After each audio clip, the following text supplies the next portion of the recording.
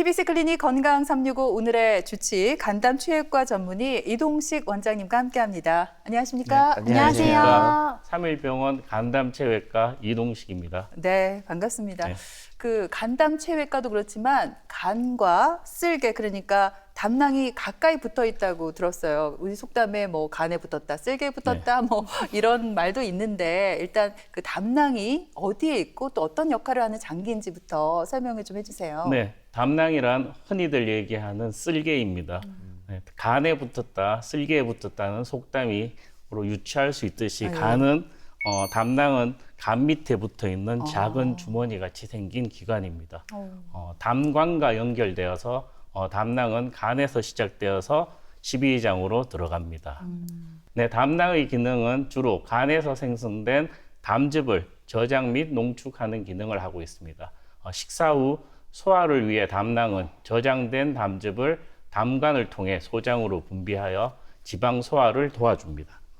보통 음식물 소화하면 원장님 저는 위나 장만 열일하는 줄 알았는데 담낭에게 이 자리를 빌려서 사과드리겠습니다. 사과를 드려야 될 것 같아요. 오늘 주제가 담낭 질환인데 네. 궁금합니다. 담낭에는 어떤 질환들이 발생할 수 있나요? 네, 가장 흔히들 알고 계시는 담낭 결석이 있습니다. 그리고 흔히들 얘기하시는 혹이라고 얘기하는 용종, 그리고 벽이 두꺼워졌다고 얘기하는 선근종, 다양한 원인에 따른 급성 혹은 만성 담낭염, 그리고 마지막으로 가장 심각한 담낭암이 있습니다. 네. 사실 우리 몸에 생기는 돌이라고 하면 흔히들 요로결석을 떠올리기 그렇죠. 쉬운데 담낭에도 돌이 생길 수가 있네요. 보통 네. 몸속에 네. 노폐물이 쌓여서 이게 돌처럼 굳어지는 거라고 알고 있는데 담낭결석은 왜 생기는 거예요? 네, 가장 많이 알려진 요로결석과는 담낭결석이 생기는 이유가 다르기에 치료 방법도 다릅니다. 네. 네, 담낭에 생기는 결석은 콜레스테롤 결석과 색소성 결석으로 나눌 수 있으며 담낭에는 콜레스테롤 결석이 많습니다. 담낭 결석이 생기는 이유는 복잡하고 다양합니다. 네, 유전적인 요인이 가장 크고 담즙 구성 성분의 변화가 있거나 담즙 수축 기능 이상으로 담즙이 정체되었을 때 생길 수 있습니다. 그 외에 생길 수 있는 상황으로는 임신, 비만, 급속한 체중 감량 등이 여러 가지 원인이 있습니다. 네, 저 앞에서 비만 치료에 대해서도 좀 알아봤습니다만 비만과 다이어트로 인해서 담낭에 결석이 생길 수 있잖아요. 이거 왜 생기는지 궁금합니다. 네, 최근에 비만의 비율도 증가하고 있으며 이에 따른 다이어트나 헬스 등으로 몸매 관리를 하는 사람들이 늘었습니다. 비만인 경우 간에서 콜레스테롤 합성 증가 및 이로 인해서 담즙으로 콜레스테롤 분비가 증가하게 됩니다. 이는 담낭 내 담즙 구성 성분의 변화에 기인하여 담낭 결석을 촉진하게 됩니다. 남녀 모두 체질량 지수가 높을수록 유병률이 높으며 특히 복부 비만일 때 그리고 젊었을 때부터 비만이 있을수록 위험도는 높아지는 것으로 알려져 있습니다. 네. 그리고 급속한 체중 감량이나 다이어트 또한 담관 내로 콜레스테롤 분비를 증가시키고 담낭에서 점액의 증가가 및 담낭 운동성을 감소시켜 콜레스테롤 담낭 결석 형성을 촉진할 수 있습니다. 문제는 원장님 담낭 결석이 있더라도 아무런 증상이 없어가지고 네. 환자들이 모르고 있다가 건강검진 때 발견되는 경우가 많다고 들었거든요. 네, 건강검진이 보편화되면서 복부 초음파 검사 또한 증가하여 담낭 결석의 발견 비율도 많이 올라가고 있습니다. 보통 담낭 결석이 있더라도 증상이 없는 경우가 대부분입니다. 하지만 시간이 지남으로 매년 담낭 결석에 의한 증상이 나타날 수 있는 확률은 올라가는 것으로 보고되고 있습니다. 네. 증상이 발현되는 위험인자로 결석의 크기가 1cm 이상일 때 거의 2.3배, 그다음 다발성 담석인 경우 약 1.8배로 높습니다. 네. 안 그래도 담낭 질환에 관련해서 저도 검색을 좀 해봤는데 무증상도 꽤 있고 또 이제 언급되는 증상이 윗배의 어떤 좀 불편함 그리고 소화 불량 이런 증상들이 있더라고요. 네, 맞습니다. 음식을 먹은 후에 갑작스러운 우상복부 통증이나 소화 불량이 대표적인 증상이라고 얘기할 수 있습니다. 네.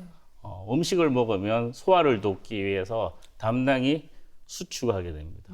그 과정에서 담석이 담관으로 내려가는 담낭관을 막아버리면 통증을 유발하고 막힌 것이 다시 담낭 내로 떨어지면 언제 그랬듯이 통증이 없어집니다.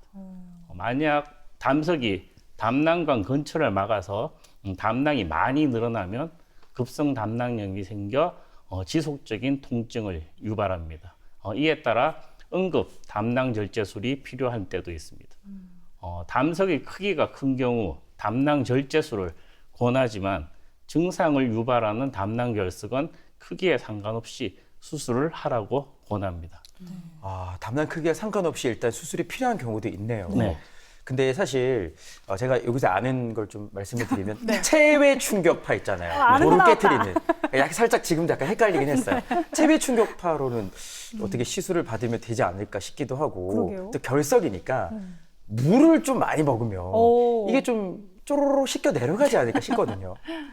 잘못된 생각입니까? 네, 말씀드리겠습니다. 네, 요로 결석의 경우 체외 충격파로 잘 깨지지만 담낭 결석은 구성 성분이 달라서 잘 깰 수가 없습니다. 네. 허허. 그리고 깬다고 하더라도 배출의 기전이 요로 결석과는 다릅니다. 요로 결석은 물을 많이 마시면 소변이 생성이 많아져서 그 압력으로 소변의 압력으로 작은 결석이 방광으로 빠지지만 물을 많이 마신다고 담즙의 생산이 많아지거나 그 압력으로 담낭 결석이 담관이나 십이장으를 통해 빠지지는 않습니다. 네, 흔히 환자들이 오해하시고 있는 치료 지식이죠. 네, 물을 많이 마실 게 아니라 병원을 빨리 찾아가야겠네요. 그리고 건강 검진으로 우리가 내시경을 받게 되면은 위나 대장에서 용종을 발견해서 떼내기도 하잖아요. 근데 이 담낭에도 간혹 용종이 생길 수 있다고 들었어요. 네, 담낭에는 담낭 결석 외에도 용종도 생길 수 있습니다. 흔히들 혹이 있다고 얘기를 들었다고 보십니다. 이는 점막층에 생기는 작은 혹으로 담낭벽에 붙어 있어 움직이지 않기 때문에 대부분 증상은 없습니다. 언제 발견되었냐에 따라서 크기는 다양합니다. 진단은 거의 모든 담낭 질환의 첫 번째 검사인 복부 초음파로 할 수 있습니다. 근데 위 대장 내에 생긴 용종은 내시경으로 제거가 가능합니다. 하지만 담낭의 용종은 현재까지 내시경 절제술은 없습니다. 네.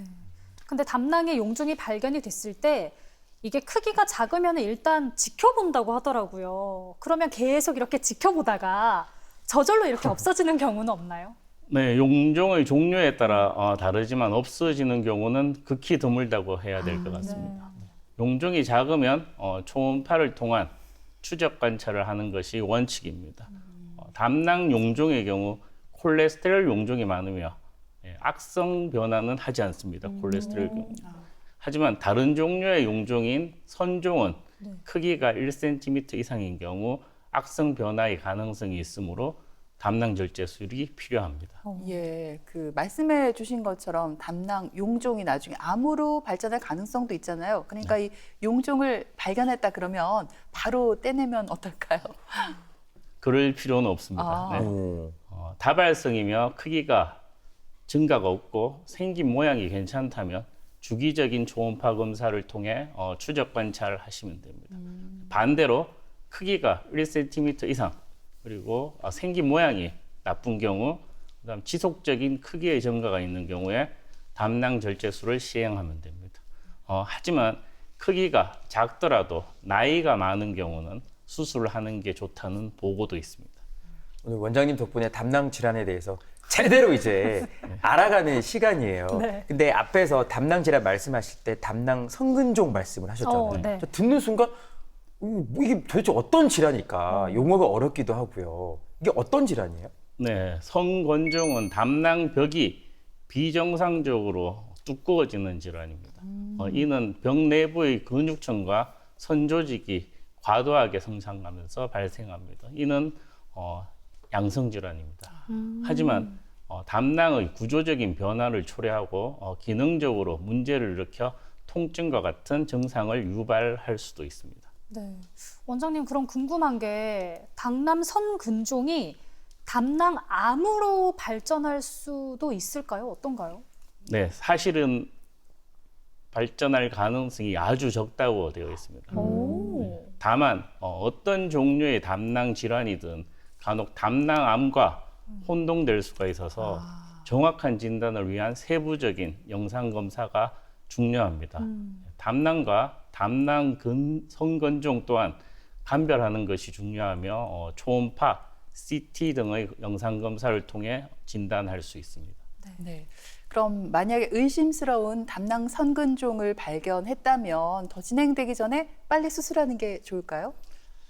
네, 성건종에서 담낭 절제술을 고려하는 경우는 증상을 나타내느냐, 그리고 성건종의 모양이 어떠냐에 따라 수술을 결정하게 됩니다.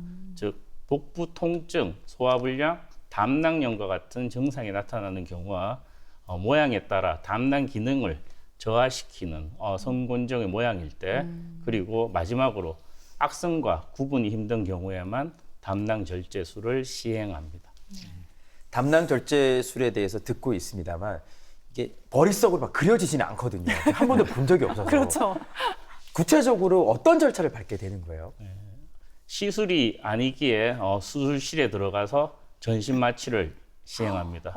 네. 복부에 3개 정도의 작은 구멍을 뚫고 길고 가느다란 카메라를 배 안으로 넣습니다. 그리고 그 모니터를 보면서 수술 기구를 사용하여 담낭을 담관과 다른 조직으로부터 조심스럽게 박리를 합니다. 그리고 마지막으로 간에서 분리하여 카메라를 넣은 구멍을 통해서 제거된 담낭을 꺼내면 됩니다.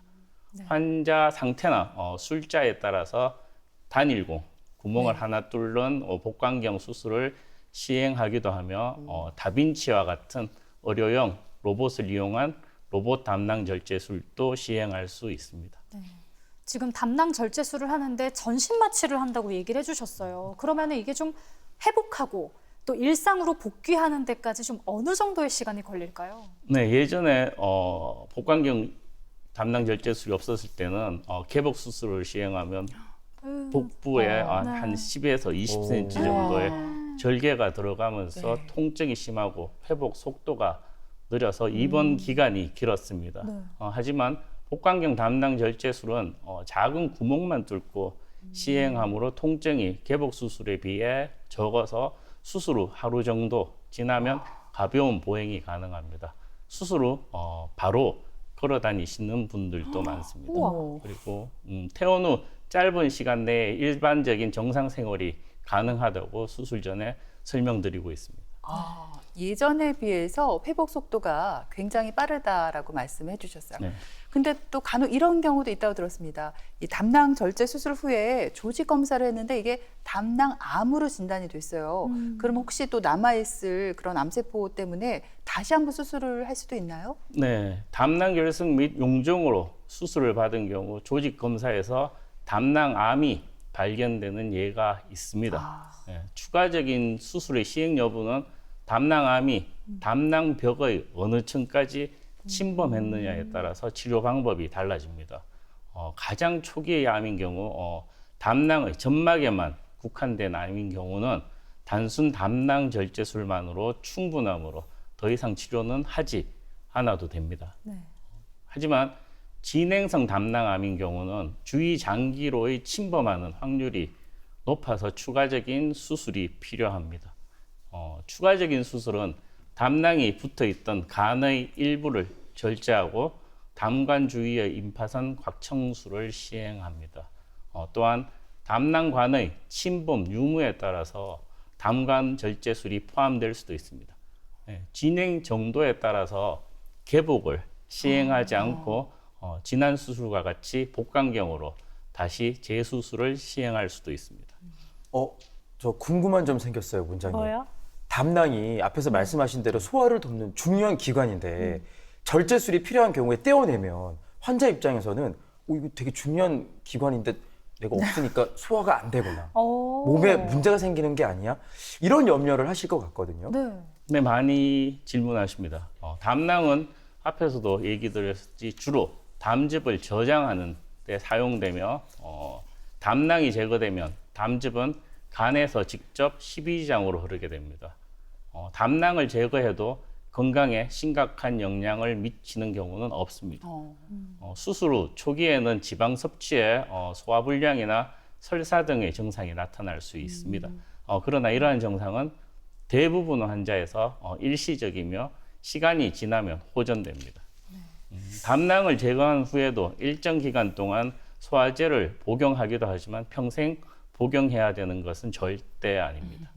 결론적으로 담낭 절제술 후에도 대부분의 사람들은 정상적인 생활을 할 수 있고 적절한 식사 조절로 소화기 관련 불편을 최소화할 수 있습니다.